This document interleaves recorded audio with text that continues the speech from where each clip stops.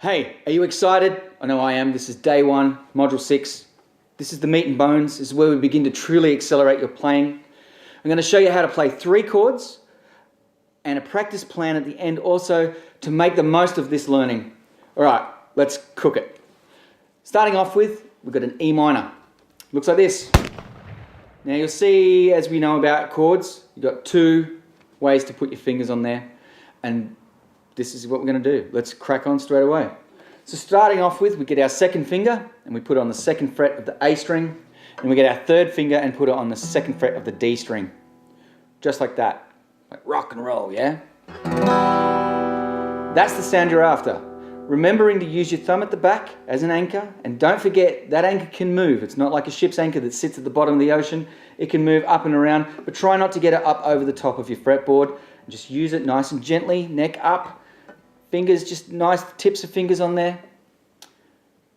Go, like we said with the holding of the guitar tutorial, just be comfortable. Aim for that nice, crispy, clean sound. Don't get your fingers flat. Cool? Easy. This one should be relatively easy. 2nd finger, 2nd fret of the A. 3rd finger, 2nd fret of the D. And we're aiming for that tone. All right, E minor. Now remembering to hold your guitar as we've shown in the holding video, making sure that your thumb is nice and just easy at the back. It's not a C anchor, so it doesn't have to stay rigid in the same spot the whole time as you're trying to move around. You can sort of, it rolls about and it just moves up and down the neck however you feel is comfortable.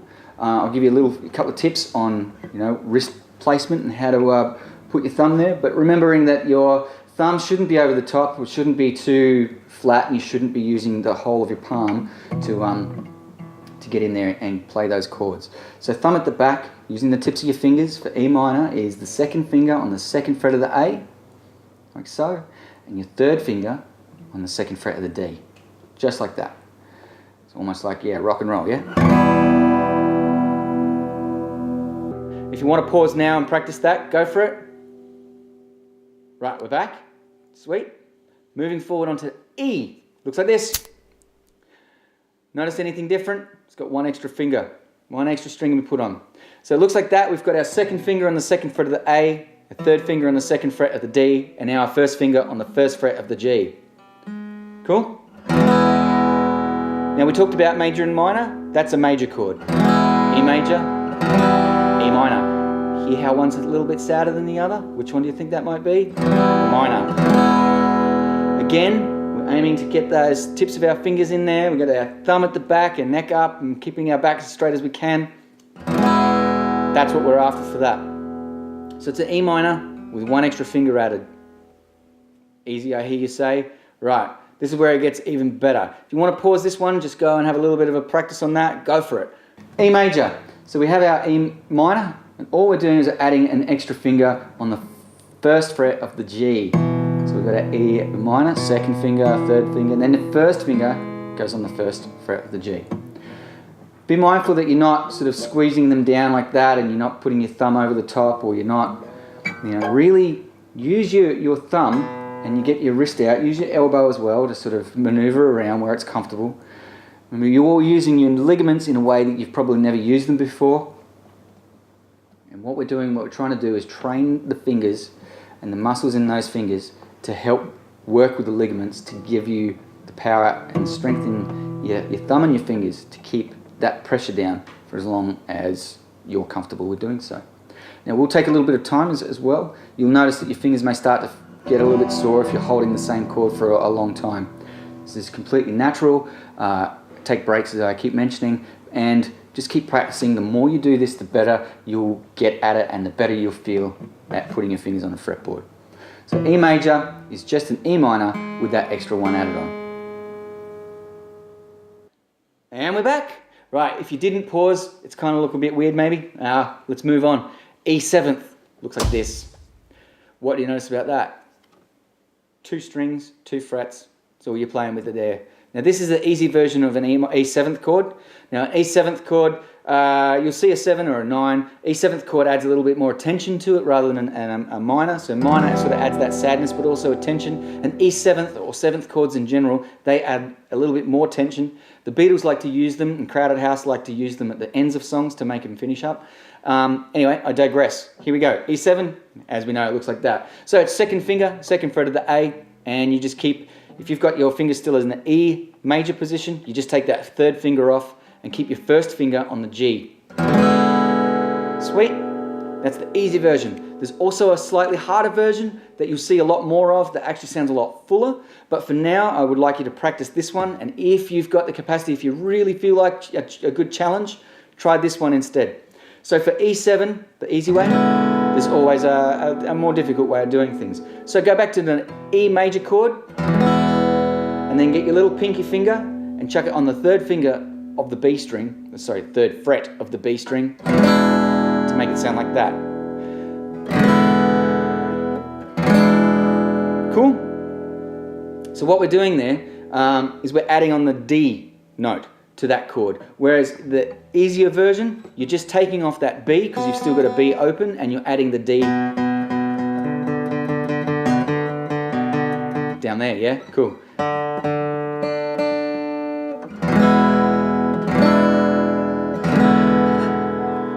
Now I want you to try both ways of doing the E7th chord. That will get your little pinky finger working out and will get you on the road to getting this little guy nice and solidly strong. So then when we get to bar chords, we're doing it like that. So there is also another way of doing all of these chords. I'm not going to get too excited about that. We'll do that later on. E7th. E7th is an E major. Take away that third finger. Important thing to note here. So as you do that, my hand tends to come up a little bit closer to the fretboard and the neck, and that's to give me more leverage in these two fingers here so that I'm using the fingertips and I'm not getting flat on there and I'm not using my thumb up and we're using the palm against the back. That's as simple as it can be. So E from the E major, just take your finger off. Or you can go from the E major to the E7th using your pinky up there on the third fret of the B string. Your pinky finger may feel really out of place at the moment, and this is an interesting thing because getting your pinky finger to work independently is very hard, especially if you've never done it before. So if you try to sort of lift only your ring finger, you notice that your pinky tends to come up as well. The ligaments are very close to each other, and that's how that's sort of, anatomy. I'm not going to go into that because I'm no doctor. So a good way to try and get your pinky finger to work autonomously is to hold your fingers like that on the fretboard. 1, 2, 3, and 4. And just practice moving your pinky finger up and down like that, yeah? So what you're trying to do is force this ring finger to stay in the same spot and let that pinky go for it just by itself. Now we'll take a little time to get used to that, and it'll be kind of frustrating in a way, but you really have to concentrate on forcing that ring finger there down on that third fret. Good luck with that. Just another bit of a little tip to help practice out. So E major to E7 or E7. Your call. Try both. It's great to get this little guy working because you're going to need it when we start doing bar chords. First and foremost, we need to practice a minimum of 30 minutes practice, starting off with the 2 strings and the frets and the names of them as we've spoken about in the first position frets. So starting off with, E, F, F sharp, G, G sharp, A, B flat, B, C, C sharp, D, C sharp, C, B flat, A, G sharp, G, F sharp, F, B. You're going to do that twice. Get in the rhythm of moving your fingers up and down, knowing where all the frets are and what their names are. Now, after you've done that, give your wrist a bit of a shake, and if you haven't already done it, give your wrist exercise, give your guitar another tune if it's gone out a little bit, and then we're going into the chords. So starting off with the E minor chord as we did, only want you to do down strokes on the strumming and do 4 downstrokes in the strumming. 4. If you've got a pick, use your pick. If you want to use your fingers, go for that too. Using your thumb is a nice, gentle way of doing it. If you want to get used to a pick, let's do this. So 4 downstrokes on the E minor, and then add to the E major, and take away for the E7th, or add for the E7th. What you're aiming to do is to transition between each of these chords within one strum. So if you're doing really slow strums, start off slow, 4, then have a look where your fingers are, put your finger in the right spot. You see where I'm going with this? And then changing to that next chord. Now, do that as quickly as you can. I don't want you to, like punk it up, like.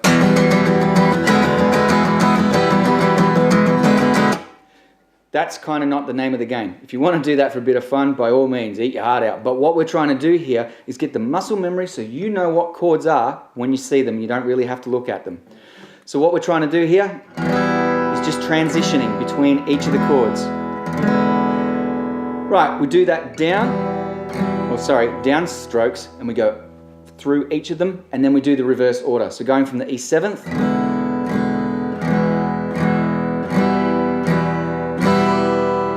happy days. One other thing that I'd like you to practice as well is when you play the chord, pluck one string at a time. So if you've got something that sort of sounds like this, you can't escape from it. You can't hide from practice. If you don't practice, you won't get any progress. If you don't practice properly, you'll just pick up bad habits. I'm trying to give you a pretty structured way of practicing so that by the end of these 5 days or 10 days or however long it is that you want to take to learn all of these chords, by the end of that you will have a very good solid idea of how to practice these chords so they really, really get ingrained into your system. So, strumming, mix up the chords as well. Starting off with go 1, 2, 3 and then 3, 2, 1 and then mix them up and do a whole bunch of different stuff. That, by the end of the 5 days, will be quite the challenge to find out a way that you can connect the dots between all of them. Now, I've got a PDF with all of the practice plans that I believe that you should try. Use them to your advantage. Use them as often as you like. They will help you, and it just takes away the guesswork and puts you on a good learning path. That's what I want you to do. Half an hour minimum. Don't forget to take breaks. Don't forget to go through each one. Don't be scared to find out where you're lacking in places. This is part of the practice. This is part of the learning. Find out where you need some improvements and work on those. Once you're comfy, as I said, mix up the chords that you've played. Good luck with this. I believe in you. Your fingers, look after them. Do your exercises. Please be aware that once they start to get a little bit sore, take a bit of a break. Look after yourself. But like any good thing, as I've mentioned a few times, anything that's worth doing takes a little bit of hard work. This isn't going to be super, super duper easy. I'm trying to make it as easy as possible. I believe in you. I know that you can do this. Best of luck. Enjoy, and I'll see you for day 2 as soon as I see you. Have fun playing.